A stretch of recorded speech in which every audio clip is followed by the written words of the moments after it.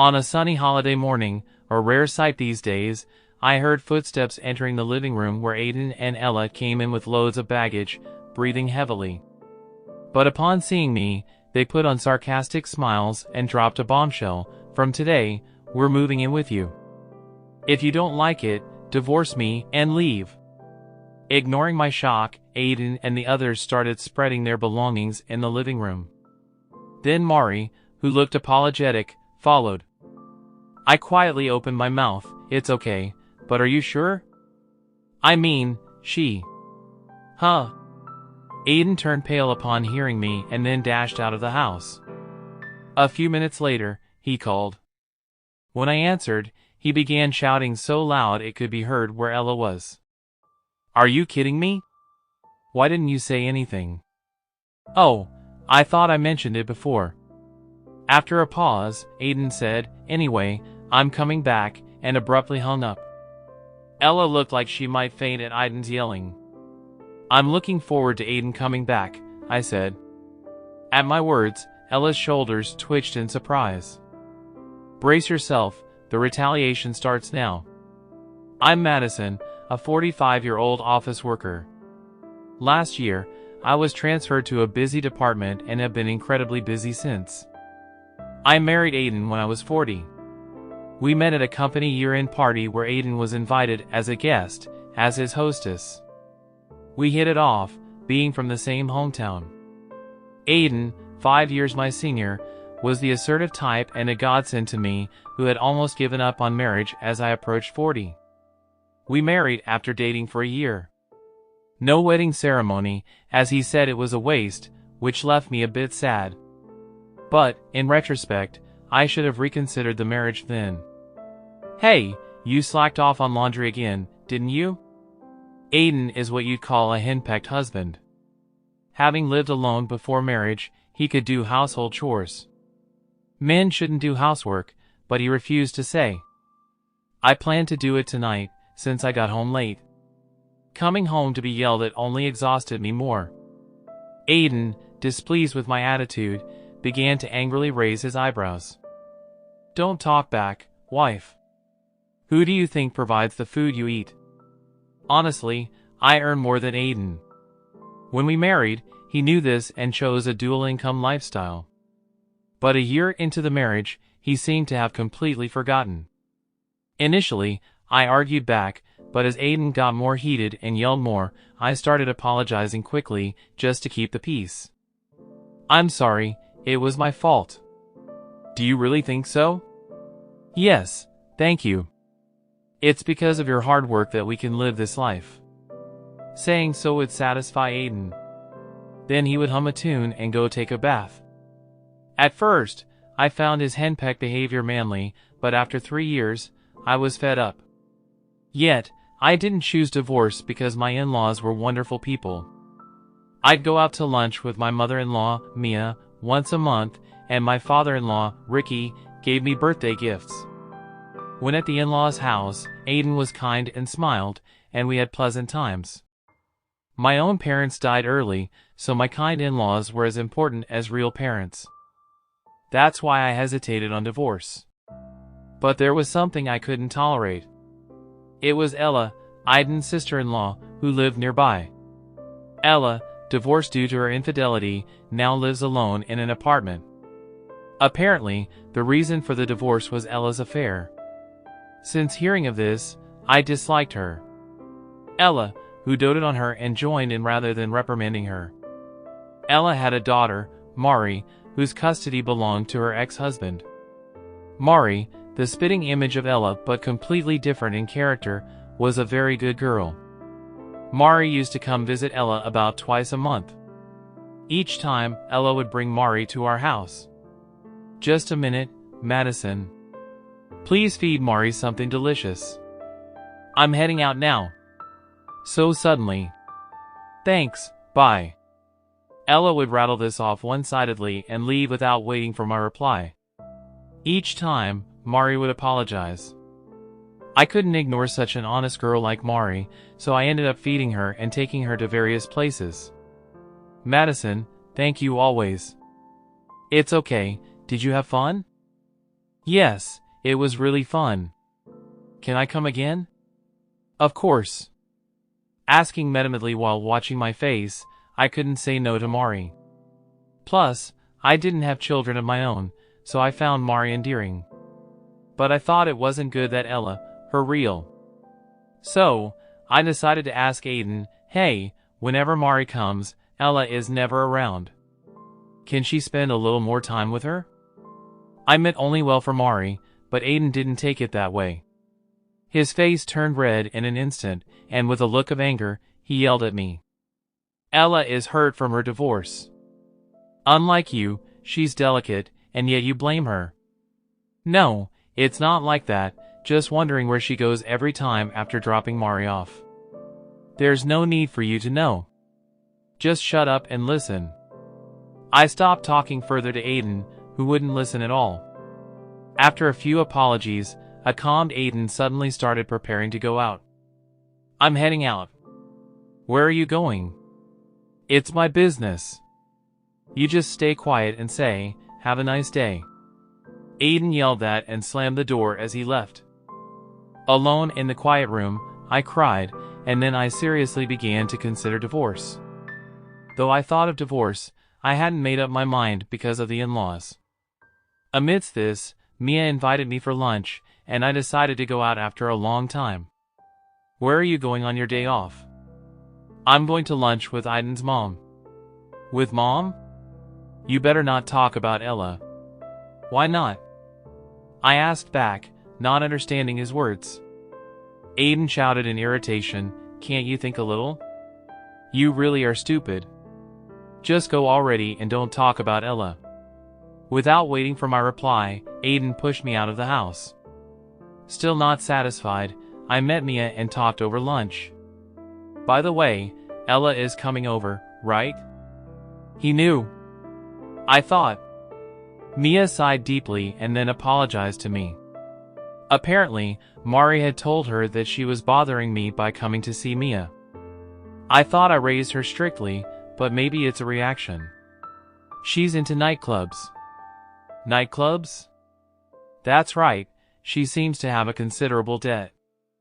I was surprised by Mia's words. When Ella came to our house, she always dressed in branded clothes and seemed well off.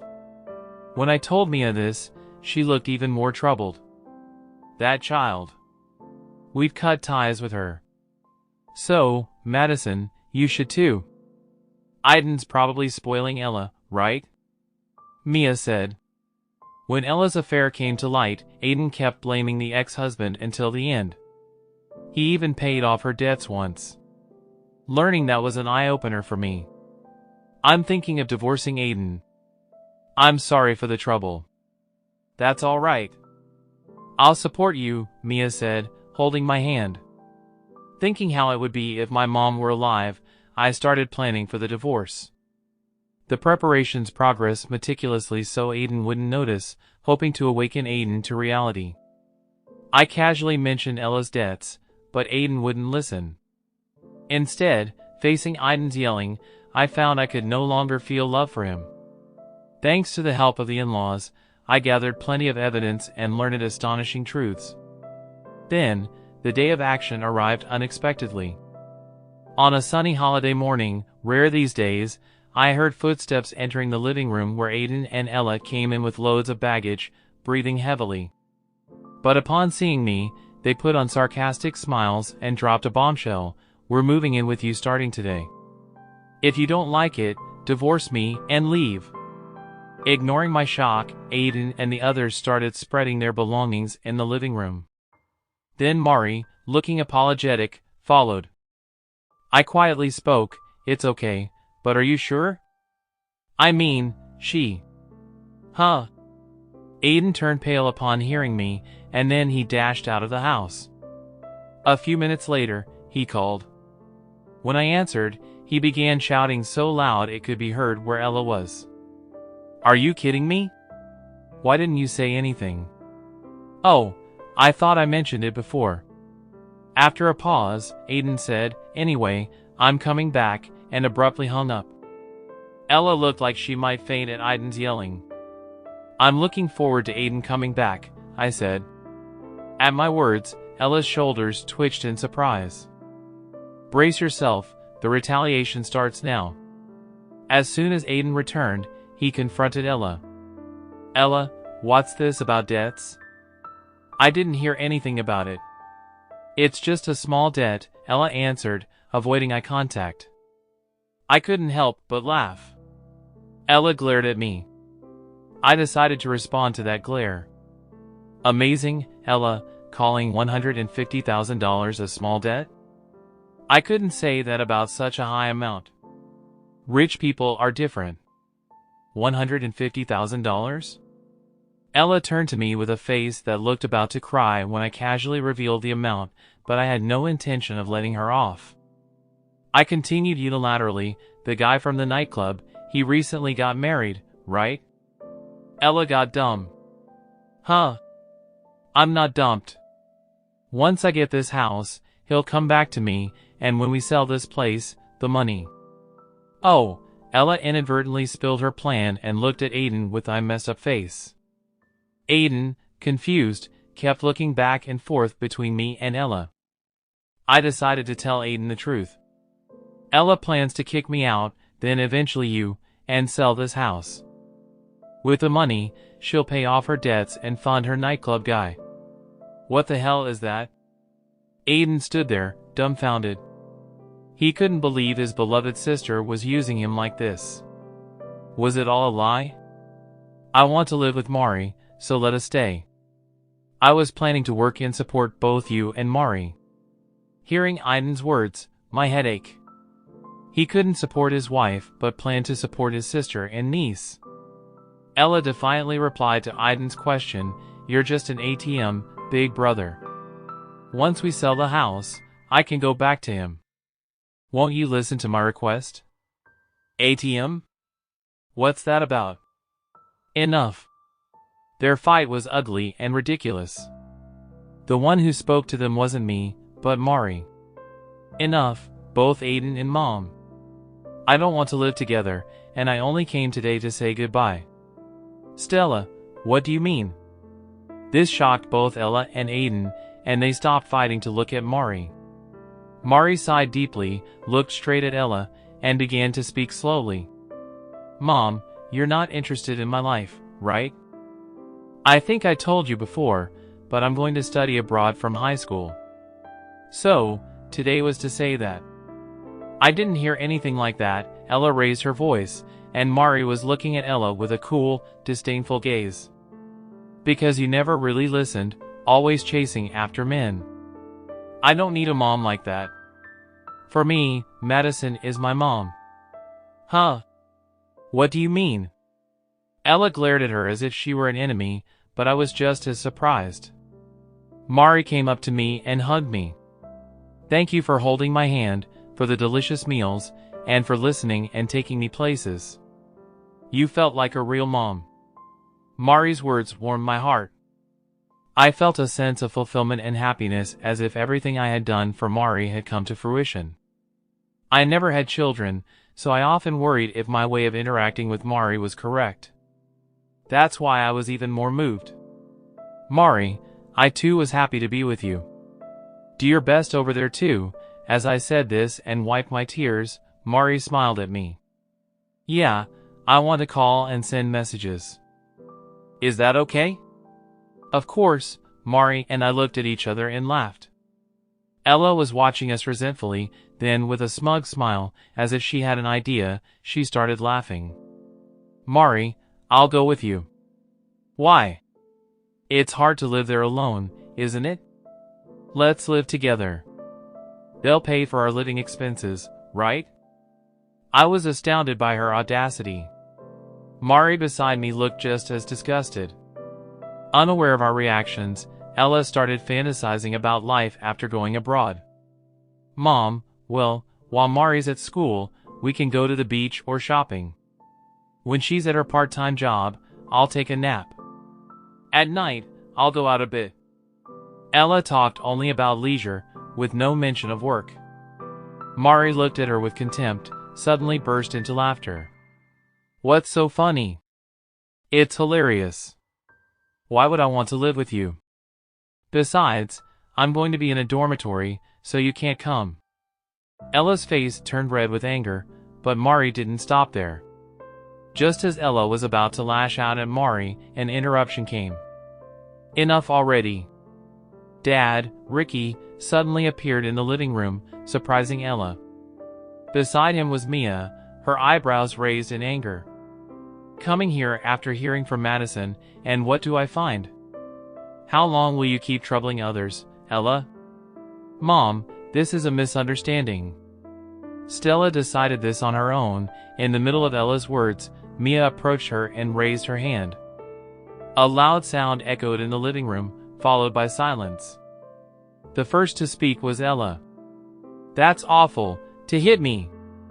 Mia retorted sharply, you deserve it. I was wrong to leave you alone. After causing trouble to Madison, we've arranged for you to stay with a relative. We're going there now. Ella turned pale and looked to Aiden for help, but he averted his gaze, feeling betrayed. Left isolated and despairing, Ella was led out of our house by Ricky. Hey, I'm sorry.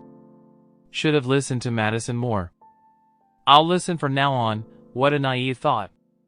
Mia retorted to Aiden's casual words.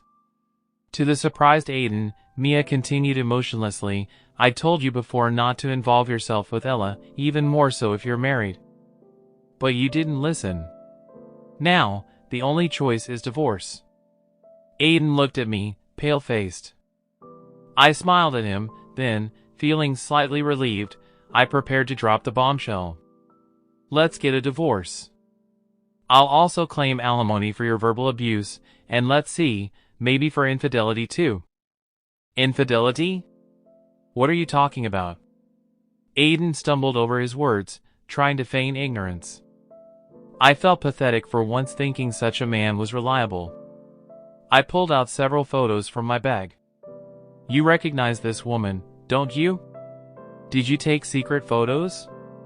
If someone's doing something they shouldn't, isn't it their fault? Aiden, seemingly out of excuses, just stayed silent, looking frustrated. I laid out the documents and had him sign them. After everything was finalized, I spoke to Aiden with a smile. Thank you for everything. So, I made more money, did all the housework, and handled everything else. It was me who took care of everything. So, take care. Don't forget the payments. Aiden had nothing more to say to my words. I said goodbye to Mia and left our house. I arranged to pick up my belongings later and stayed at a nearby hotel. After dropping Mari off at her home, a clean room, a soft bed, and a space without anyone to complain, that's what I finally regained. My freedom after 5 years. The next day, I promptly filed for divorce and became truly free. Mia called to apologize and assure that Aiden would deposit the alimony within a week, which he did, in full. Since Aiden had little savings due to giving money to Ella, the in-laws had paid the alimony in advance. Regarding this, they'll get Aiden to repay it in full, so don't worry, they told me. Aiden lost his job and was sent to live with a different relative. He ended up on a farm, working from dawn to dusk without holidays. Escape was impossible without a car, and the mountain roads were too much for Aiden, who had never driven them. I thought it was tough, but didn't feel sorry for him. Aiden's affair partner was a club girl who only saw him as a paying customer. She didn't even know he was married and apologized when I met her. She even returned the branded bags Aiden had given her, which I sold and used the money for lunches with Mari. Ella was sent to live with relatives near the sea, working from sunrise every day. Her once well-maintained hair and nails were now completely ruined. Apparently, she had fallen behind on child support payments for Mari, and the relatives have covered it, so now she worked unpaid. I could only hope she might change her ways. Mari, meanwhile, successfully went abroad and now lives in an overseas dormitory. She's gotten close to the girl she shares a room with, and I received messages about their daily adventures. She's planning to bring her friend during a long break, and I've agreed to host them for sightseeing. As for me, my days are still busy, but without the marriage, my chores are halved, and there's no one to complain. It's a different kind of busy, much more fulfilling. When I dropped Mari off, I met her dad, Ella's ex-husband, for the first time. A nice guy, we exchanged contacts as we kept in touch about Mari. We started going out together. I found peace just being with him, something I never had with Aiden. Even I am a bit surprised by these feelings. Mari is thrilled about me seeing him. On a video call recently, "When are you getting remarried?" she asked. I'm not thinking about it yet, but if he feels the same, maybe someday. To me, Mari is like a true daughter, and she feels the same about me. Becoming a real family would make me incredibly happy. With that hope in my heart, I head to work today as well. Don't forget to hit that like button if you enjoyed this video, and if you're curious to see where this journey takes us next, make sure to subscribe and turn on notifications so you won't miss a single update. Your support is what keeps this channel alive and kicking, and every like, comment, and share means the world to us. We've got plenty more stories, insights, and surprises coming your way, so stay tuned for the next video. Thanks for watching, and I'll see you in the next one.